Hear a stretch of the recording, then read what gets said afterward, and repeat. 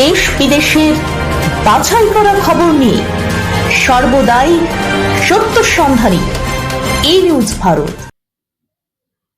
নমস্কার, ই নিউজ ভারতে আপনাদের সকলকে স্বাগত। শুরু করছি ওয়েদার আপডেট। আবহাওয়া দপ্তরের পূর্বাভাস অনুযায়ী আগামী দুদিন রাজ্য জুড়ে ঝড় বৃষ্টির পরিস্থিতি তৈরি হয়েছে। হাওয়া অফিস সূত্রে খবর, কলকাতা সহ সংলগ্ন এলাকায় বিক্ষিপ্তভাবে বৃষ্টি হতে পারে। আলিপুর আবহাওয়া দপ্তরের তরফে জানানো হয়েছে, নদিয়া, উত্তর চব্বিশ পরগনা, মুর্শিদাবাদ জেলাতে ঝড় বৃষ্টির সম্ভাবনা বেশি থাকবে। বজ্রবিদ্যুৎ সহ বৃষ্টির সঙ্গে 40 থেকে 50 কিলোমিটার গতিবেগে ঝোড়ো হাওয়া বইবে। কলকাতায় সকালে বৃষ্টির সম্ভাবনা নেই, তবে কোথাও কোথাও বজ্র বজ্র মেঘের সৃষ্টি হতে পারে।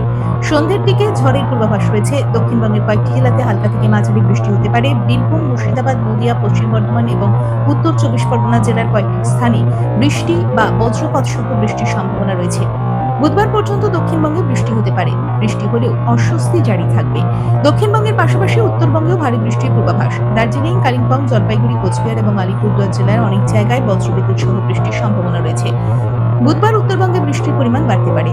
আজ কলকাতায় প্রধানত রৌদ্রোজ্জ্বল দিন। আজ কলকাতা ও তার পার্শ্ববর্তী অঞ্চলে দিনের সর্বোচ্চ তাপমাত্রা 38 ডিগ্রি সেলসিয়াস, সর্বনিম্ন 29 ডিগ্রি সেলসিয়াস।